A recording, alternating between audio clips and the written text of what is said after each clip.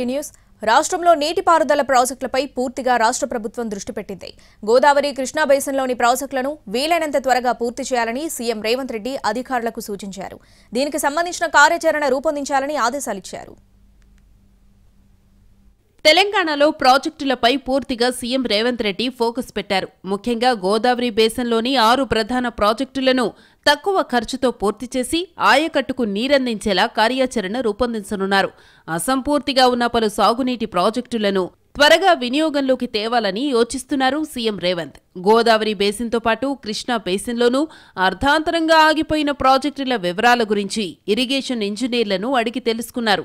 తక్కువ ఖర్చుతో పూర్తయ్యే ప్రాజెక్టులు, వీలైనంత త్వరగా సాగునీటిని అందించేందుకు వీలున్న ప్రాజెక్టులను పూర్తి చేస్తే రైతులకు మేలు జరుగుతుందని చెప్పారు ముఖ్యమంత్రి. దీనికి సంబంధించి అంచనాలు సిద్ధం చేయాలని అధికారులను ఆదేశించారు.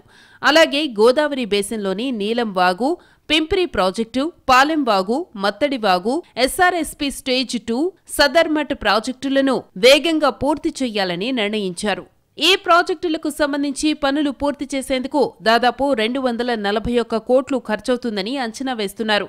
అవి పూర్తయితే దాదాపు 48,000 ఎకరాల ఆయకట్టుకు నీరందుతుందని ఇరిగేషన్ విభాగం చెబుతోంది. వచ్చే ఏడాది 2025 మార్చి కల్లా 100కు 100% పనులు పూర్తి చేయాలని నిర్ణయించారు.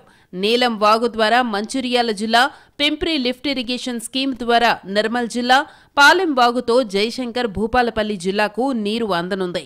మత్తడి వాగుతో ఆదిలాబాద్ జిల్లా, ఎస్ఆర్ఎస్పీ స్టేజ్ 2తో వరంగల్, మహబూబాబాద్, ఖమ్మం, జనగాం, సూర్యాపేట జిల్లాలకు, సదర్మట్ ప్రాజెక్టుతో నిర్మల్ జిల్లాలోని రైతులకు సాగునీరు అందుతుంది.